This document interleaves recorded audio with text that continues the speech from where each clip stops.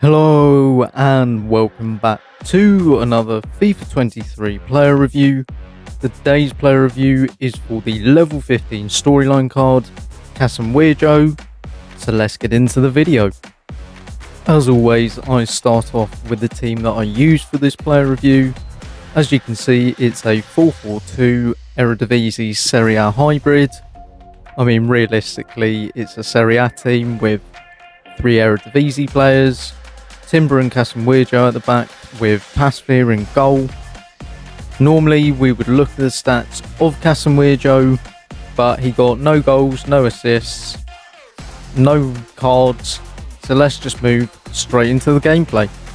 Okay, so into the gameplay section we go for Kasanwirjo. I mean, to be honest, there's only about a minute's worth of gameplay, because when it comes to defenders, I mean, defending is so bad on this game that it's actually very hard to actually show when a defender is very good.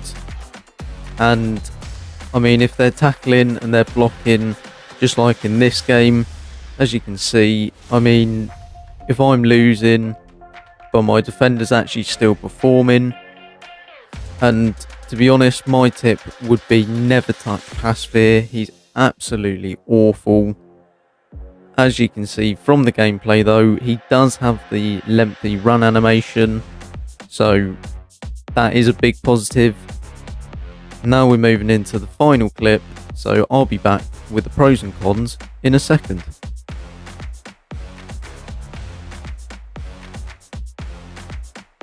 Now that you've seen the gameplay for Kasanwirjo, I'll be moving on to the pros and cons of him now that I've actually used him. So starting off with the pros, first pro does have to be his pace. So he definitely is a very fast defender. That's over a short and a long distance. So his acceleration is very good and his sprint speed is also very good. Then his passing was actually very good for a centre back. He did quite a lot of distribution. Now I know you wouldn't have seen a lot in the gameplay, but to be honest, I think it's actually very hard to review a defender because defending on this game is just shocking. And you can tackle someone 4 or 5 times and never win the ball. And that is literally just FIFA for about the past 4 or 5 years, because they just keep on adding stuff that doesn't need to be added. And his final pro, I would have to say his work rates, because he was always in the right position at the right time. And on to the cons of Kasanwirjo. Realistically, it's just about his physicals, because his jumping at 92 is just an absolute lie. He just wouldn't win a ball in the air to save his life. He was losing out to people like Dybala, and to be honest, that just isn't good enough, especially as he's 6'1" and 92 jumping.